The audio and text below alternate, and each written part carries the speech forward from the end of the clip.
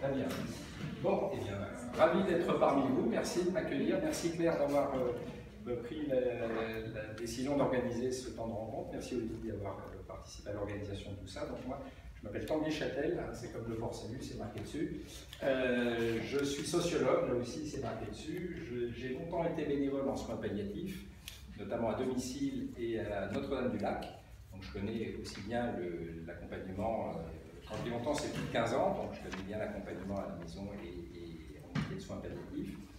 Je suis membre de l'ASFAP et j'ai même été administrateur à un moment donné de l'ASFAP et je forme beaucoup de professionnels mais aussi de bénévoles dans le champ des soins palliatifs. Donc autant vous dire que j'ai pour ce sujet une profonde affinité, mais en fait je n'ai pas toujours été sociologue, je suis devenu sociologue grâce au bénévolat. C'est ça qui m'a donné envie de creuser le sujet et de changer complètement de cadre. Donc aujourd'hui, j'ai voulu aborder le sujet sous l'angle de la sociologie. J'ai beaucoup travaillé la question de la souffrance spirituelle, que j'ai même contribué à former ici, notamment autour des bénévoles de l'AIM. Et là, ce que je vais vous proposer, c'est une réflexion sur le rapport à la mort qui va nous aider sans doute à penser aussi un peu ce qui se joue en ce moment à travers les évolutions probables, possibles de la loi, pour qu'on comprenne que ce n'est pas simplement un sujet à un moment donné, c'est un sujet qui s'inscrit dans une histoire, et je voudrais que vous compreniez également que cette histoire n'est pas une histoire linéaire, c'est-à-dire qu'il y aurait une sorte de progression dans l'histoire dans le rapport à la mort, mais que c'est en fait une histoire cyclique, voire en spirale, et que donc les sujets qui ont été pensés autour de la mort il y a plusieurs siècles reviennent comme d'actualité aujourd'hui. Donc en fait, on n'est pas en train d'inventer quelque chose, on est plutôt en train d'essayer d'actualiser quelque chose. Vous intervenez à tout moment, s'il y a un truc que vous n'avez pas compris, vous le dites, vous ne vous censurez pas, les questions sont toujours plus intéressantes que les réponses, et surtout si vous avez une question qui vous taraude et que vous la gardez pour vous, là, vous n'aurez pas l'occasion ni d'en avoir la réponse, ni d'en faire profiter les autres. Dites-vous qu'à chaque fois que vous posez une question, il y a peut-être quelqu'un qui aura envie de la poser à votre place également.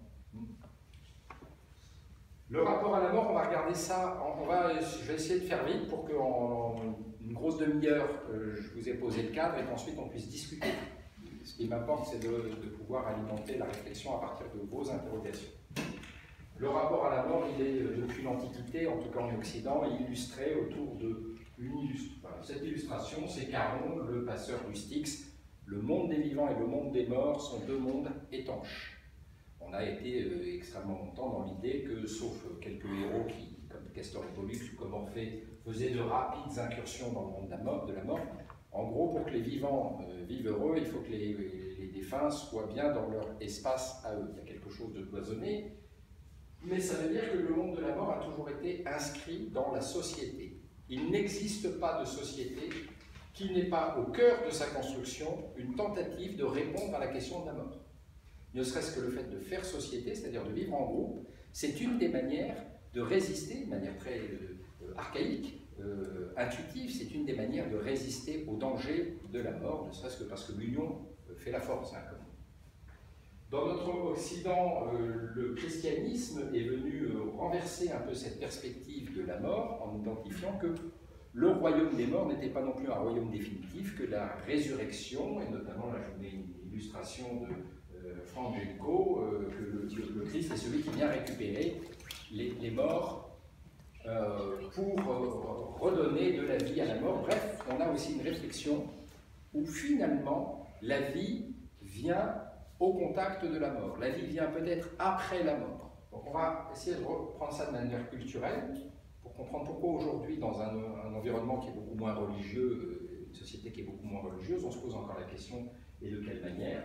Mais quand même, l'expérience que nous avons plutôt de la mort aujourd'hui, c'est celle-là, c'est-à-dire l'expérience télévisuelle, l'expérience des médias.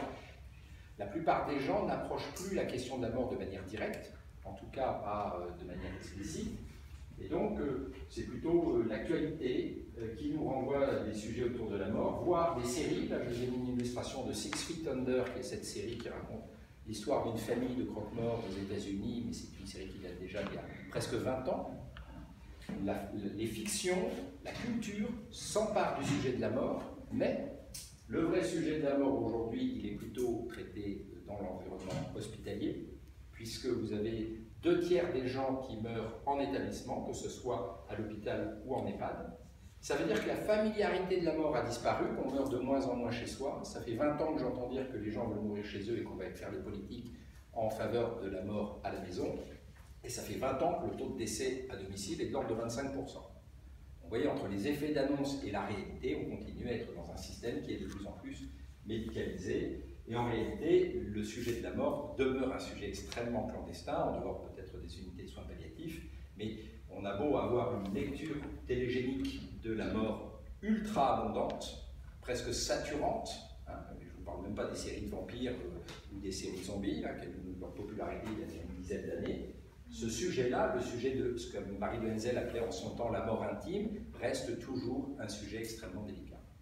On peut quand même se dire que là, dans l'actualité, la Convention citoyenne, le débat parlementaire oblige d'une certaine manière tout le monde à réfléchir au sujet de la mort et pas que les professionnels ou les spécialistes. Deuxième élément de réflexion, dans un moment de modernité, quel peut être le signifiant aujourd'hui de la mort? Historiquement, hein, on a toujours eu des cultures, des peuplades, des ethnies qui ont figuré que la mort n'était qu'un passage vers l'au-delà, et donc, comme je vous le disais, toute société construit sa structuration sur la réflexion autour de la mort. Quel sens on donne à la mort? Mais en Occident, je vais vite hein, sur ces tableaux-là, vous aurez des supports. Hein, je les mettrai à disposition comme ça. Si vous voulez y revenir, tout ce que je travaille, je le mets en accès libre. Ici, vous avez une illustration une gravure de Lars Moriendi, qui est un livre qui a été publié au Moyen-Âge jusqu'à la fin du XIXe siècle, qui veut dire « art de mourir ». Lars Moriendi, c'est ça ce que ça veut dire. L'art de mourir, j'ai mon téléphone qui chauffe dans ma poche, donc le mieux que je fasse, c'est de m'en séparer. Vous voyez ici la représentation d'un agonisant au Moyen-Âge qui illustre le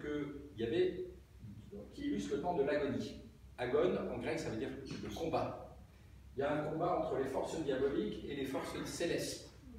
Et donc, au Moyen-Âge, on se figurait que plus l'agonisant, le défunt ou le mourant souffrait, plus ça voulait dire que son âme avait du prix. Parce que si son âme n'avait pas de prix, il n'y avait pas de raison que les diables et les anges se querellent. Donc en réalité, on a construit une réflexion où plus tu souffres, plus tu as de la valeur. Là-dessus, on rajoutait le fait que le Christ est mort dans des intenses souffrances, et donc il y avait une logique aussi d'imitation du Christ, comme le disait saint Ignace de Loyola. Bref, ça a construit un système de pensée qu'on a appelé plus tard le dolorisme, et sur lequel on est aujourd'hui complètement revenu. Hein. Encore que certains peuvent encore avoir envie de réhabiliter ça. Ce qui est intéressant, c'est qu'à cette époque, on représentait quand même que même les puissants, même ceux qui ont une couronne, sont soumis aux mêmes affres, c'est-à-dire à la même violence de la fin de vie. Mais, 19e siècle, voilà une autre illustration, un peu similaire. Vous voyez que l'agonisant, ou le mourant, comme on disait encore à l'époque, est un monsieur tout le monde, et qu'un détail a disparu, il y a bien encore le Christ et les anges, mais il n'y a plus les petits diables. Ça veut dire qu'on est au 19e siècle, déjà dans un moment où notre représentation de la vie et de la mort est beaucoup plus laïcisée et beaucoup moins religieuse. Il n'y a pas la couronne non plus, non? Pardon? Il n'y a plus la couronne. Non, il n'y a plus la couronne, c'est la mort de Monsieur Tout-le-Monde, hein, une bonne image d'Épinal.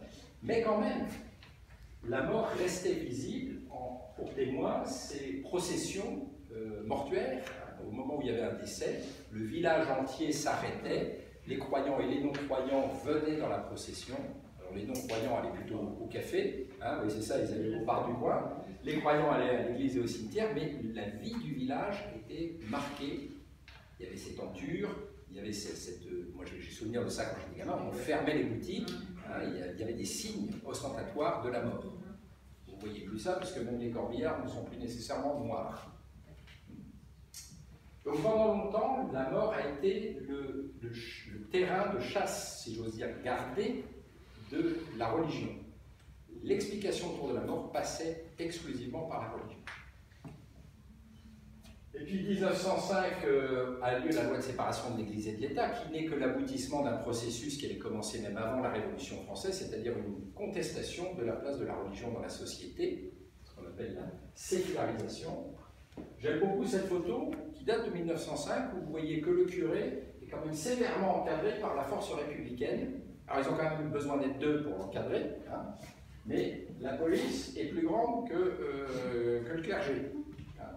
Photo symbolique, quand même, au cours du XXe siècle, on a vu un effondrement de l'identité chrétienne et de la pratique religieuse également. Le désenchantement, c'est un terme de Max Weber pour dire que, c'est un terme positif, aujourd'hui on pourrait dire qu'un tel est désenchanté, ça veut dire qu'il ne croit plus en rien, mais à l'époque c'est un terme positif pour dire on a arrêté de croire au miracle, on a arrêté de croire à Merlin l'enchanteur. Le désenchantement, c'est un terme positif pour dire nous rentrons dans une société rationnelle, scientifique, objective. Alors, le 19e et 20e siècle, c'est le siècle, surtout le 20e, le siècle de l'individualisme. C'est un concept qu'on doit au fondateur de la sociologie, Émile Durkheim, qui veut dire en gros, c'est ma vie, c'est mon corps, c'est mon droit, je fais ce que je veux. Je me marie avec qui je veux, je couche avec qui je veux, j'exerce le métier que je veux. Progressivement au XXe siècle, c'est quelque chose qui s'implante de plus en plus. Ça aboutit naturellement au fait qu'on va finir par se dire, bah, même dans ma mort, j'ai le droit de mourir comme je veux. D'avoir la sépulture que je veux, les obsèques que je veux, peut-être même, puisque c'est ce qu'on entend aujourd'hui, mourir quand on veut et comme on veut. Vous voyez, ramener les choses à soi. Ce qui n'est pas contestable en soi, parce que pendant des siècles, on a vécu à travers les représentations de la famille, les représentations du village, et on se conformait à ce que l'entourage, le collectif voulait que nous soyons. Et au XXe siècle, on affirme d'être soi-même, sauf que on arrive à la fin du XXe siècle dans une configuration qu'on appelle le culte de la performance. Vous voyez le mot culte de la performance. La religion de la fin du XXe siècle, c'est plus la religion des religieux, c'est la performance. Donc on va voir que le monde de la santé est aussi un monde hyper rattrapé par le culte de la performance. Il faut réussir, avoir zéro défaut. Et ça produit ce qu'une sociologue a appelé la transcendance de soi. C'est-à-dire, c'est moi qui vais devenir mon propre Dieu, mon propre repère. Je vais vivre ma vie en fonction de ce que je veux. Et ça produit ce qu'on appelle maintenant aujourd'hui l'autonomie. Alors, autonomie, c'est intéressant d'aller revisiter la définition, parce que ça veut dire être libre de choisir les règles auxquelles on se soumet. Alors, ça, c'est la définition du dictionnaire. L'autonomie, c'est être libre de choisir les règles auxquelles on se soumet. Alors, dans votre tête, interrogez-vous, à quelles règles vous acceptez de vous soumettre, à quelles règles vous refusez de vous soumettre. Vous vous rendez vite compte, ça pose un problème de société. Si moi je dis que le code de la route ça ne m'intéresse pas, je vais faire ce que je veux. Si je dis que le code pénal ça ne m'intéresse pas, hein, mais qu'en revanche je veux bien que ça intéresse les autres. Vous voyez, voilà le sujet. C'est-à-dire on ne peut pas penser l'autonomie sans penser en même temps la responsabilité. On ne peut pas penser les droits sans penser les limitations aux droits. Donc gardez ça à l'esprit parce qu'aujourd'hui on entend beaucoup dans le débat actuel se dire j'ai le droit. Ah oui, mais si j'ai le droit, qu'est-ce que je fais de mes devoirs? Et qu'est-ce qu'on peut poser comme limitation à mes droits pour que nous puissions continuer à vivre en société? Sinon, je vais finir vraiment tout seul. Et on va voir que des sociétés de gens qui se donnent eux-mêmes, tout seuls, leurs droits. Alors ça va encore un peu plus loin. Gilgamesh, le héros sumérien, premier récit de notre époque, de notre histoire, le premier récit écrit de notre histoire, partait en quête de la plante d'immortalité et il l'a trouvée dans le récit. Un récit mythique, mais il la perd très vite. Ça veut dire qu'il a eu à un moment donné l'immortalité et puis elle lui a échappé, heureusement. Donc il a eu un avant-goût de l'immortalité.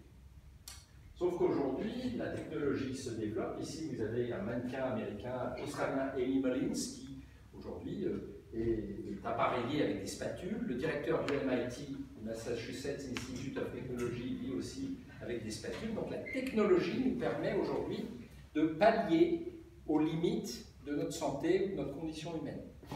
Alors il y a beaucoup d'entre vous ici, comme moi, qui sont des hommes ou des femmes augmentés, hein, puisque ça c'est une manière d'être une personne augmentée. Je vous vois beaucoup moins sans mes lunettes. Mais ça va plus loin puisqu'on pourrait arriver à penser qu'on pourrait remplacer tous les organes, y compris le cerveau.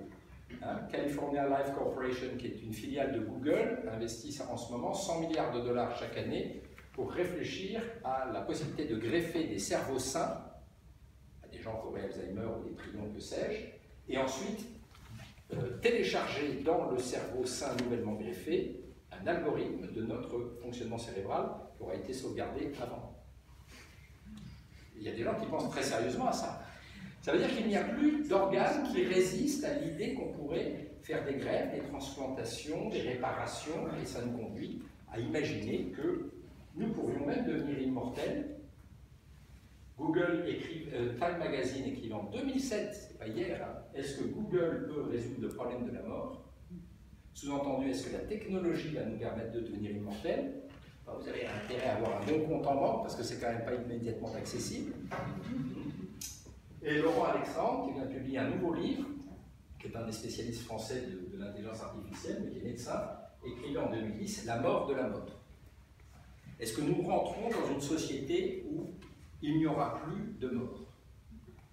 Voilà deux tendances paradoxales qui nous alertent aujourd'hui. Nous sommes dans une société où certains imaginent que nous pourrions devenir immortels. Ce qu'on appelle même la post-humanité, c'est la capacité de vivre sans avoir besoin de son corps, sous forme informatique. Il y en a qui pensent que la vie humaine, dans 100 ans, se passera de cette pauvre limite qu'est le corps humain. Et d'autres qui disent, puisque la mort, je ne sais pas quoi en faire, je voudrais pouvoir la maîtriser, et donc ça donne un autre courant qui dit, je veux pouvoir mourir comme je veux, quand je veux, et c'est bien le sujet de l'évolution de la loi aujourd'hui. Vous comprenez très vite qu'on a un rapport assez complexé à la mort. On n'a pas un rapport apaisé à la mort. Probablement qu'on n'a jamais eu dans l'histoire de rapport apaisé à la mort. Mais aujourd'hui, ça se présente dans un contexte où la technologie, où la science, voire où l'administration de la mort pourrait être une solution. Alors la mort, elle est quand même revenue à grande échelle. Hein. On pensait que ça c'était des images du Moyen-Âge. Ben non, c'est des images de la modernité. Le plus petit virus qu'on puisse imaginer a mis l'économie mondiale à l'arrêt pendant 2 ans, entre 2020 et 2022, et continue à produire des effets. On a vu revenir des images. Ça, c'est une fosse commune, mais pas n'importe où. C'est à New York, sur l'île des îles de New York, pendant le Covid. Vous voyez, la mort, finalement, elle n'est pas si... elle est revenue, elle n'est pas si invisible, elle est même une mort de masse. Donc, il va falloir soit réapprivoiser la mort, on va s'expliquer sur ce terme, soit apprendre à contrôler la mort. Nous ne sommes plus des mortels dans une tentative d'apprivoiser la mort, nous sommes devenus des puissants qui pensons pouvoir contrôler le sujet de la mort. Ok? Ça va? Si à un moment donné vous avez un truc, vous me dites. Alors la mort, c'est omniprésent dans une société. Ici, vous avez une sépulture qui date de 40 000 ans avant notre ère, l'époque de l'homme de Cro-Magnon. Ici, c'est une jeune femme, 15 ou 16 ans. Ici, un homme de 22-23 ans, probablement. Et elle est morte avant lui, et ils ont rouvert, les hommes de l'époque ont rouvert la sépulture pour introduire ce qui est l'homme qui était probablement son amant, son mari peut-être, recomposer la sépulture, parce que la main qui est là sur l'épaule de la femme, c'est bien la main de l'homme.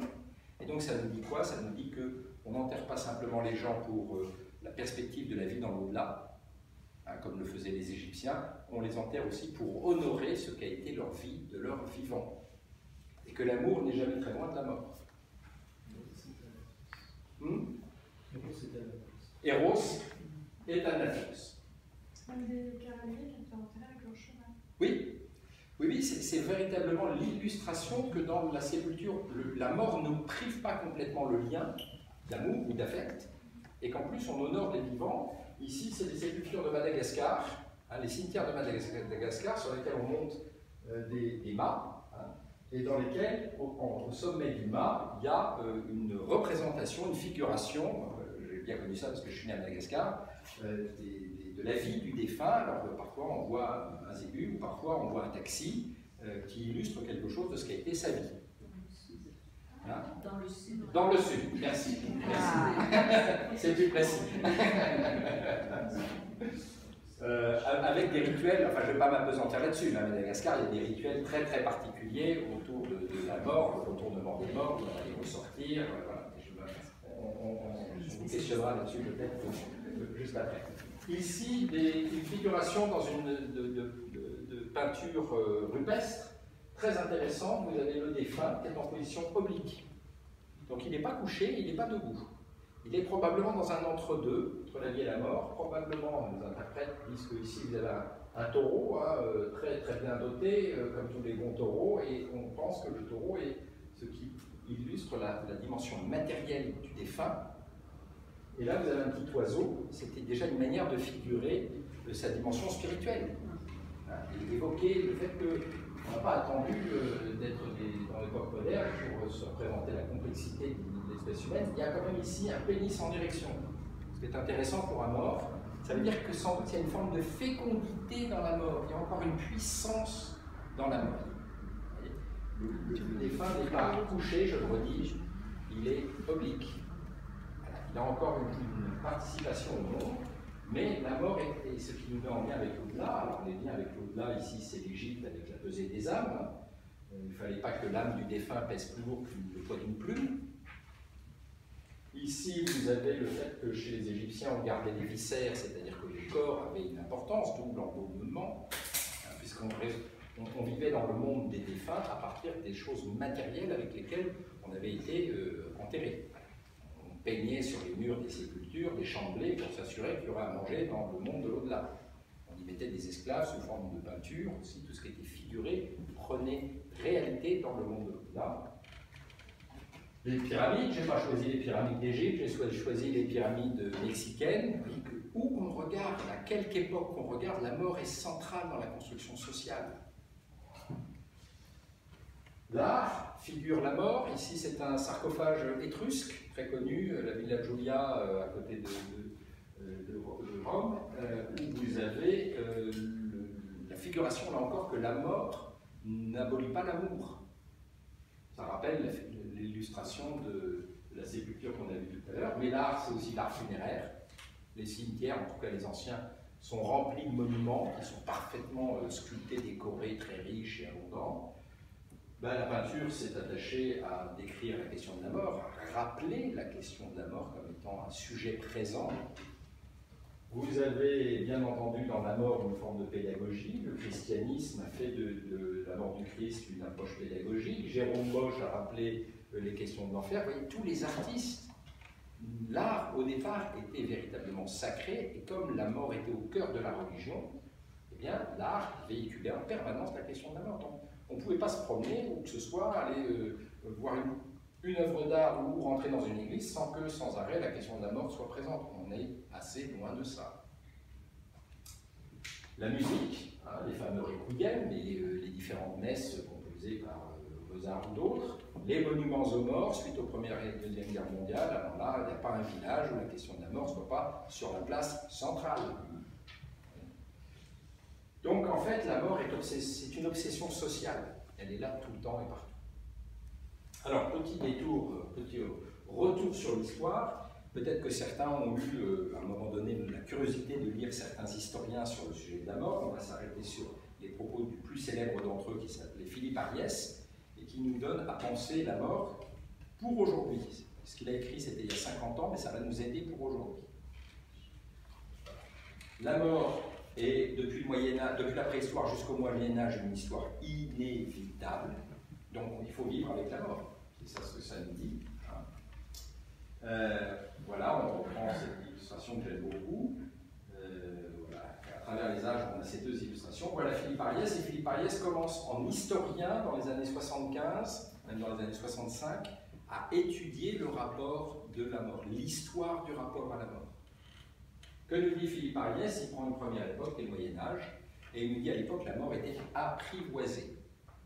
Expression très intéressante pour nous dire la mort n'est pas domestiquée, elle est apprivoisée. On n'apprivoise pas un cochon, on apprivoise un renard ou un loup. C'est-à-dire que la mort conserve une puissance sauvage. On ne maîtrise pas la mort, on peut arriver peut-être à la méditer, la préméditer. Hein.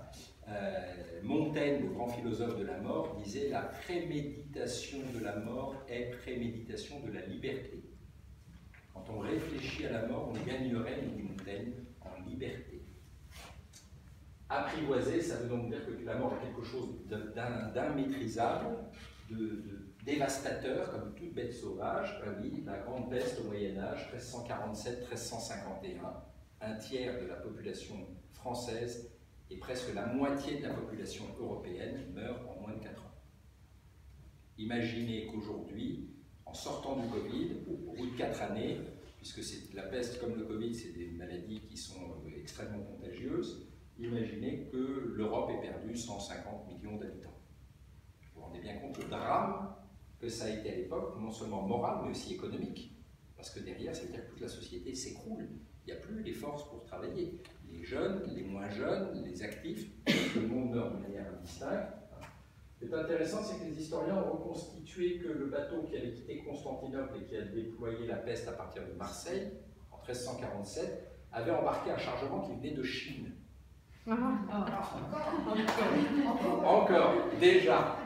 Et plus loin, il serait venu, je n'exagère pas, hein, c'est des historiens qui ont travaillé ça, de la région de Wuhan, constituée par les routes de la soie. L'histoire est toujours assez fascinante quand on la regarde avec un certain plaisir.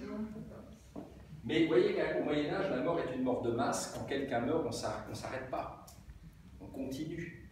On a retrouvé un livre des heures d'un vigneron suisse qui explique qu'il a perdu en début d'année un fils et en milieu d'année sa fille, et que ça a été beaucoup de chagrin pour l'ensemble de la famille, mais que derrière les récoltes de raisins au mois de septembre ont été très abondantes, donc que ça a permis de faire une très bonne vente, et que derrière ça a reconstitué des stocks pour 3 ans. Et en fait, il raconte sa récolte sur environ 3 pages, alors qu'il a parlé de la mort de ses enfants sur environ 2 livres. Et donc on s'arrête à ce qui protège la vie, ce qui permet la vie, et on laisse les défunts avec les défunts. Deuxième élément de réflexion, la mort devait être consciente, mais sans drame, comme je viens de le dire, on s'y appesantit pas, mais quand même, il fallait mourir, disait-on, les yeux ouverts. Ça rappelle peut-être le président Macron qui, il n'y a pas très longtemps, a dit qu'il fallait regarder la mort en face, alors que La Rochefoucauld nous dit lui-même, en grand philosophe aussi, ni le soleil ni la mort ne se regardent fixement, cherchez l'erreur. Et donc il fallait mourir conscient parce qu'il fallait mourir en état de confession, il fallait avoir pu se confesser pour mourir non pas en état de péché. Ça veut dire qu'on était prêt à réanimer, mais alors là c'était à coup de taloche, hein, ceux qui étaient en train de perdre l'esprit, parce qu'il fallait leur arracher leur confession in extremis. Et ça, c'est figuré dans l'Ars Moriendi que je vous ai décrit tout à l'heure et sur lequel on reviendra un peu plus tard. Les cimetières étaient construits autour des églises, parce que les églises étaient lieux de culte et que les fermes étaient alentour, mais à partir de la fin du Moyen-Âge et du début de la Renaissance, on a de plus en plus de villages, et les villages se construisent autour des églises. Donc le cimetière est au cœur de la ville, et la ville se développe autour du cimetière. Et il faudra attendre Napoléon pour que, pour des raisons pas simplement d'hygiène, mais surtout d'urbanisme, parce que le prix des terrains valait plus cher en centre-ville, on sorte les cimetières des centres-villes et on les met à 300 mètres du village. Mais pendant très longtemps, on a vécu dans la promiscuité des morts. Alors, un peu plus tard, la Renaissance, période un peu artificielle, là, on va s'arrêter sur cette expression, la mort de soi. Ce qui compte à la Renaissance, c'est pas, on n'est plus dans le phénomène de masse, de mort de masse, on commence à s'intéresser à qu'est-ce qui se passe quand moi je meurs, quand chaque individu meurt. Et on voit se développer les représentations du jugement dernier. Ça, c'est le triptyque de Roger van der Weyden qui est exposé aux Hospices de Beaune. On voit se développer l'idée que chaque vie doit être soumise au jugement de Dieu.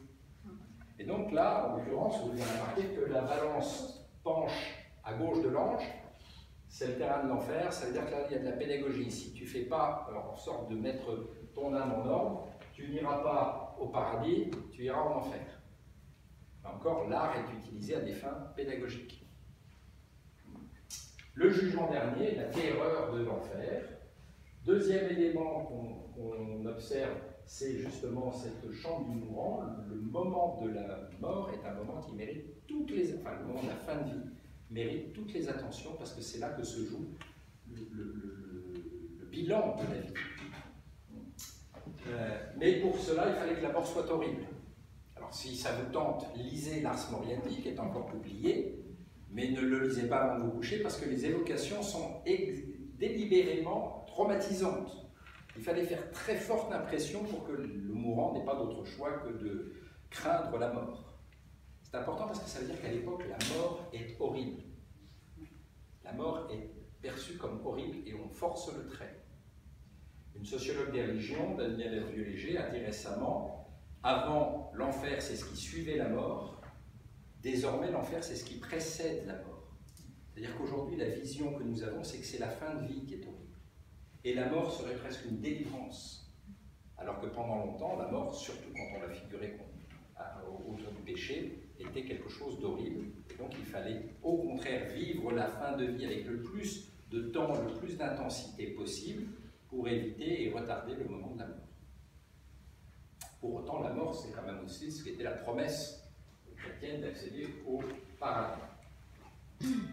La mort devient individualisée à la Renaissance, c'est là où on voit qu'on est moins dans les fosses communes avec des croix en bois qui pourrissent très vite, on est dans des sépultures que les bourgeois qui ont de l'argent commencent à vouloir personnaliser. Au Moyen-Âge, c'était les chevaliers ou les rois qui avaient droit à des sépultures en pierre, ça coûtait cher. À la Renaissance, c'est les grands marchands qui commencent à avoir droit à des sépultures en pierre. Ils veulent laisser une trace. Enfin, alors la mort de soi, vous avez bien compris, c'est qu'est-ce qui se passe quand moi je meurs? Et Philippe Ariès nous dit, à l'époque moderne, c'est-à-dire 17e, 18e siècle, avant la Révolution française, on change de représentation de la mort, on va s'intéresser à la mort de toi. C'est quoi la mort de toi? C'est qu'est-ce que toi tu deviens quand moi je meurs? Que deviennent mes survivants? Et c'est très intéressant parce que ça va nous montrer que nous avons toujours un rapport ambivalent à la mort. Derrière la mort, il y a la mort de celui qui est mort, mais il y a la mort aussi de ce que représente la mort pour ceux qui restent, pour les endeuillés.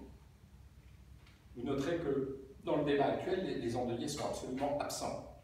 On ne se préoccupe aujourd'hui que de la mort de soi. Je veux mourir à ma manière, à mon temps, et ainsi de suite. Et il n'y a quasiment rien qui est pensé autour de mais qu'est-ce que vont devenir les gens qui auraient, par exemple, pu bénéficier d'un suicide assisté ou d'une euthanasie.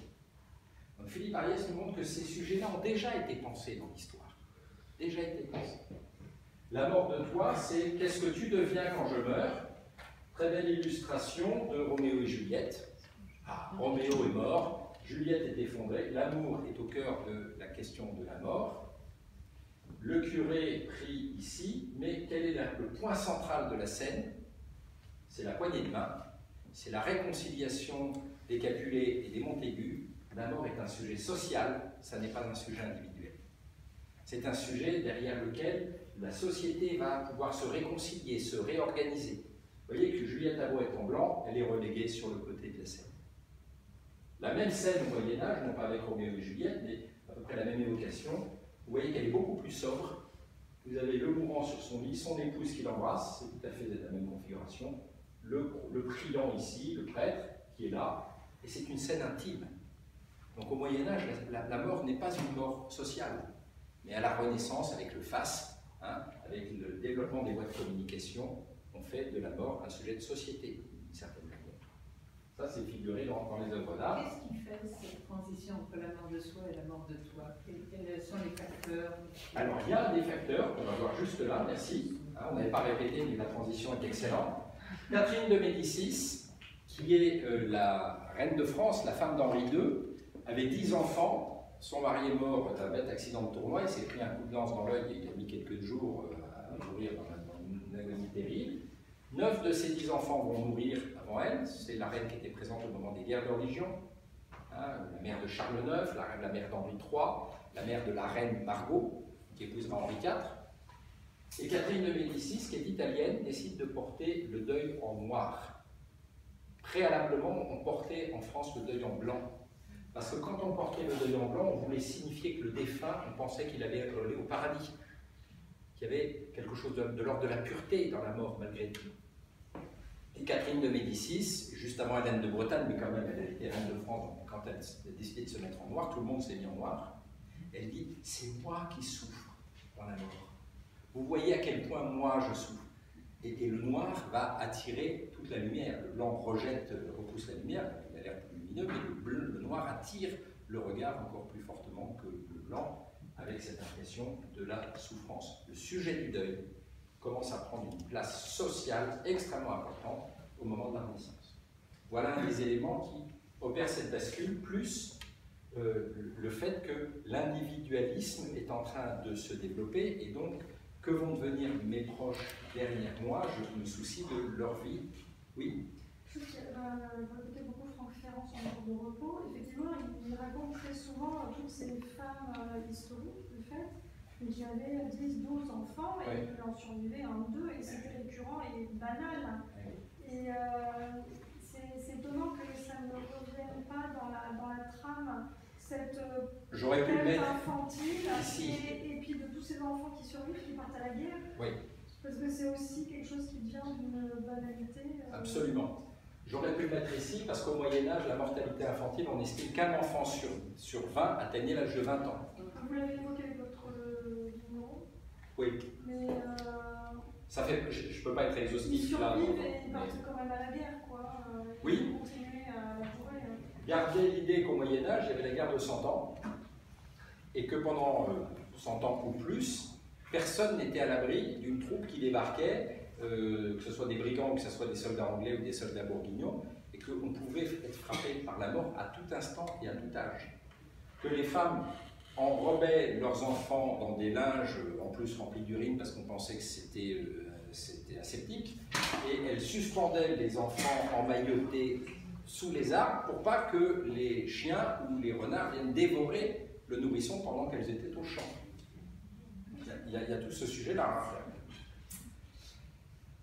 L'époque moderne, c'est l'époque où on commence à voir apparaître des testaments, c'est-à-dire que la transmission ne se fait plus seulement au fils aîné, comme c'était la tradition avant. On peut choisir de donner une partie de ses biens à son conjoint, à ses oncles, à ses tantes, à des cousins, à des cousines. Bref, on se soucie du devenir matériel des gens et pas simplement de leur devenir spirituel. Le sujet du deuil, c'est même le futur défunt peut prendre ses dispositions pour assurer à ceux qu'il aime les meilleures conditions de vie matérielles. Donc la mort devient un sujet matériel, plus d'ailleurs que spirituel. Et puis pour qu'on ait, on s'arrête à 4 heures, hein, c'est ça? Pour qu'on ait du temps pour la discussion, pardonnez-moi, mais je vais un peu vite, on reviendra sur certains points. L'époque qui suit la Révolution française, c'est la mort interdite, nous dit Philippe Ariès, parce que c'est la médecine qui devient le garant, le spécialiste du sujet de la mort. La médecine qui avant était sous la tutelle de la religion s'en affranchit, la médecine devient scientifique et donc elle devient technique, elle a pour mission de nous empêcher de mourir, là où le curé avait pour mission de nous permettre de mourir, mais dans les conditions de pureté les plus complètes. Et alors du coup, un historien, Jean Bobéro, a bien montré que les médecins sont en fait les héritiers du curé. D'abord, ils ont les mêmes vêtements, mais en plus, ils ont une vocation à sonder les êtres. Alors le curé, lui, il sonde les êtres avec l'hostie, et le médecin, il sonde les corps avec le stéthoscope. Il entend les choses subtiles qu'on n'entend pas tout de suite. Il arrive à rentrer dans l'intériorité de la personne sans même faire le trou dedans. Vous voyez, qui a une forme de style d'ailleurs. Oui, clairement. C'est un œil. J'avais jamais pensé. C'est un œil qui regarde, qui écoute. C'est ça, merci Victor Hugo. Donc ça a été très clairement montré par Jean Bobéro dans un livre qui s'appelle Sacrée médecine, et qui montre qu'en fait, on comprend pourquoi le corps médical en France soit encore très imprégné de croyances chrétiennes. Quand quelqu'un meurt, c'est l'échec de la science, donc le salut mené par le curé passé par la mort, avec l'accès au paradis, mais le salut, la mission de salut du médecin, c'est de nous empêcher de mourir. C'est de nous empêcher de mourir. Quand on meurt, c'est l'échec de la médecine. Ce qui veut dire que quand même, quand les gens tombaient malades, là c'est une photo d'un sanatorium, à l'époque où la maladie qui dévastait la société, c'était la tuberculose, et ben on mettait les gens à l'isolement.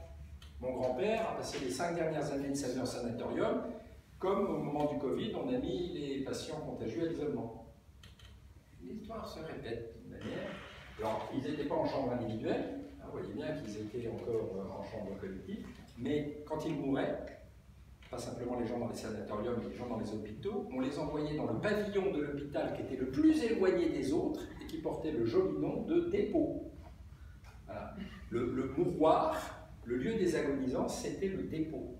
Pas simplement le lieu des défunts, le lieu des agonisants, ou seul avec quelques infirmières, parce que les médecins considéraient qu'on n'avait plus grand-chose à faire à cet endroit-là. Étant donné qu'on pouvait plus guérir. C'est une USP maintenant. Je ne rentre pas encore dans le sujet, mais vous voyez qu'au moment d'ailleurs du Covid, on a stocké des cadavres, des corps dans des cercueils. Il y en avait tellement qu'on les a stockés notamment à Rungis. On a loué des entrepôts pour ça et on a appelé ça juridiquement. C'est les Jeux Olympiques, ça. On a appelé le lieu de stockage des défunts pendant le Covid les dépositoires. Pas les dépôts, mais les dépositoires. C'est un terme d'une leader écrasant. Dépositoire pour un cadavre. On commence à changer de rite religieux, puisque le premier crématorium de France apparaît à la fin du XIXe siècle, c'est celui du Père-Lachaise. Et donc on veut pouvoir avoir des rites funéraires qui ne passent pas par les rites religieux. La franc-maçonnerie, les libres penseurs, et ainsi de suite. Mais quand même, on continue à croire que la mort n'est pas que la mort du corps, puisque la grande popularité de l'époque, c'est le spiritisme. Même Victor Hugo était spirit, on parlait aux morts, on faisait tourner les tables, enfin. Bref, vous voyez que la nature humaine est toujours ambivalente autour de la mort. Si le corps meurt, qu'est-ce qui reste? Est-ce que l'âme a encore quelque chose à dire? Et même dans ce siècle très rationnel qu'était le XIXe siècle, avec l'émergence de la science, on voulait continuer encore à croire aux esprits. Tout ça nous donne à penser pour aujourd'hui.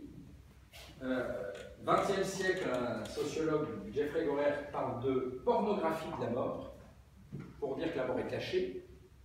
Il parle de ça en 1955, juste après la Seconde Guerre mondiale, pour dire qu'on a tellement vu la mort pendant la Seconde Guerre mondiale qu'on ne va plus vouloir la voir. Mais il y a quelque chose qui est en train de devenir visible, c'est la question du sexe, qui donnera la révolution sexuelle de 1968. Donc la mort est cachée, mais le sexe devient visible. Les calendriers de pin-up américaines, le développement de la capote anglaise, qui est plus américaine qu'anglaise d'ailleurs, au passage. Hein. Donc la mort se cache, le sexe apparaît, sauf qu'aujourd'hui, on pourrait dire, le sexe est devenu totalement pornographique grâce à Internet, mais la mort aussi est redevenue littéralement pornographique par la télévision. C'est-à-dire que porno, ça veut dire, porneia, c'est l'obscène, et graphos, c'est montrer, c'est mettre en image. Que voyons-nous aujourd'hui en permanence sur nos télévisions? Des images de mort.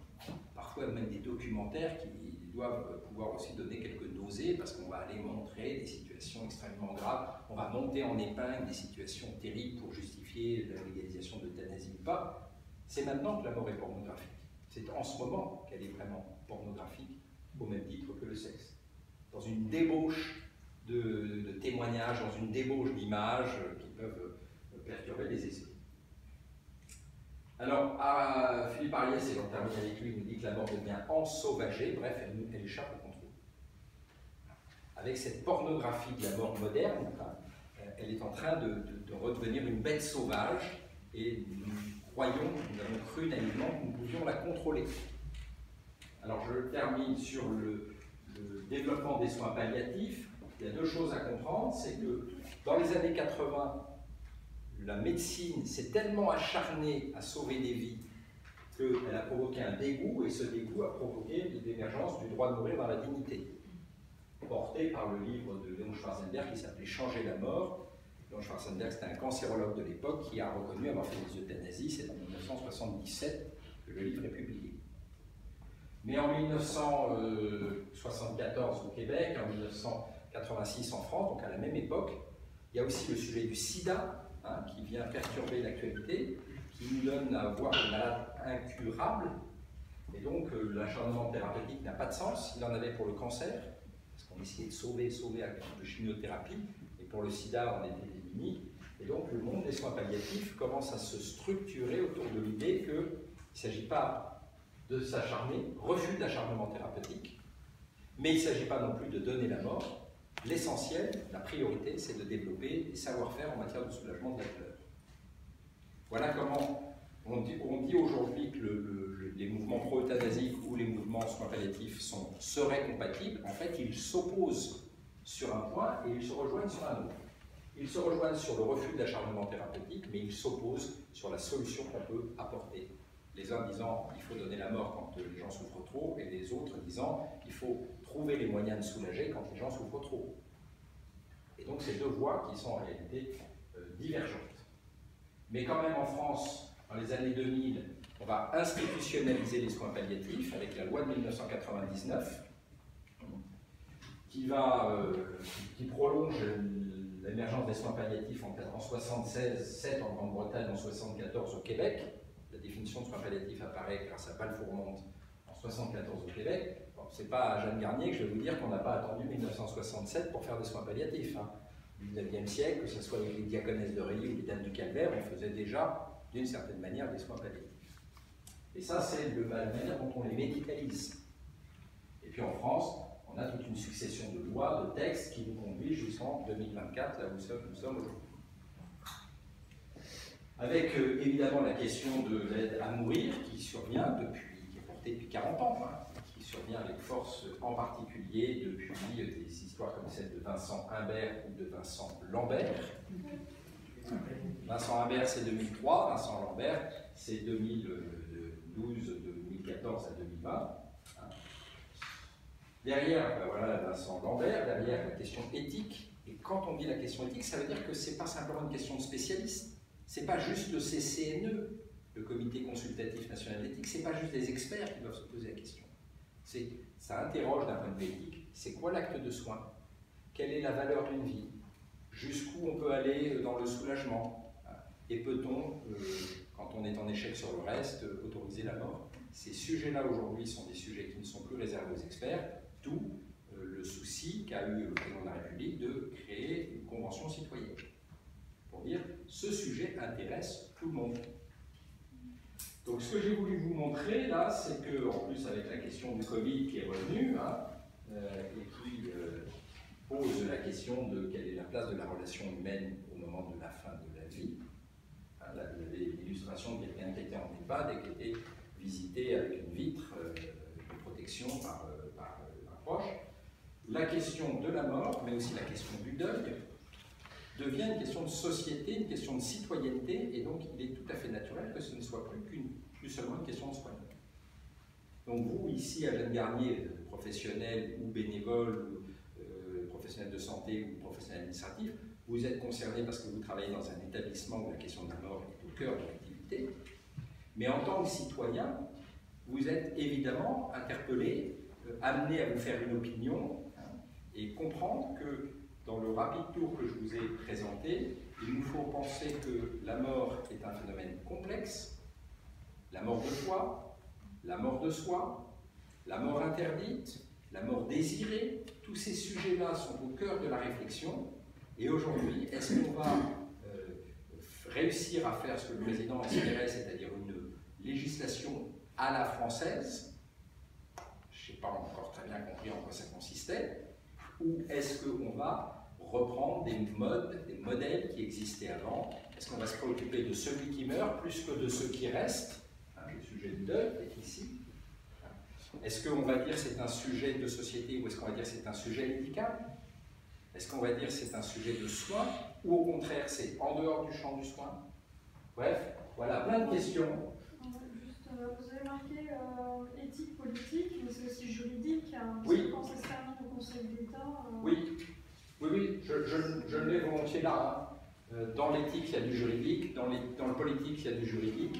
C'est-à-dire, il faut savoir, je n'ai pas tout mis, il y a aussi, pardon, hein, je vais mettre un gros pavé dans la mare, économique. Hein, il y a un sujet économique derrière la légalisation de l'aide active à mourir. Il y a un sujet de solidarité.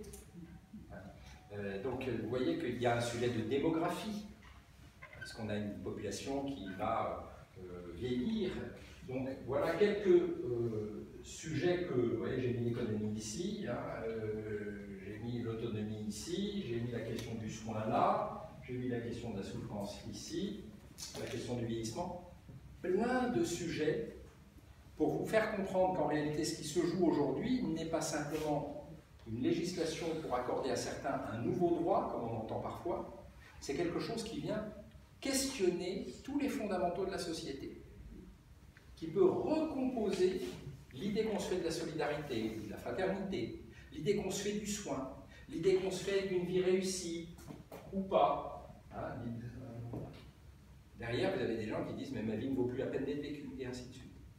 Donc c'est un sujet beaucoup plus complexe, beaucoup plus ambitieux, qui s'écrit aujourd'hui, et on n'a pas complètement tort de penser que c'est un vrai sujet d'anthropologie, c'est-à-dire de représentation de ce que c'est qu'un être humain dans une société. Et un des plus grands anthropologues de l'histoire française s'appelait Louis-Vincent Thomas, et déjà dans les années 60-70, il disait « la mort est un fait social total ». Un fait social total. Ça touche toute la société dans l'ensemble de ses composantes. Voilà ce que je voulais vous présenter comme prélude à la réflexion.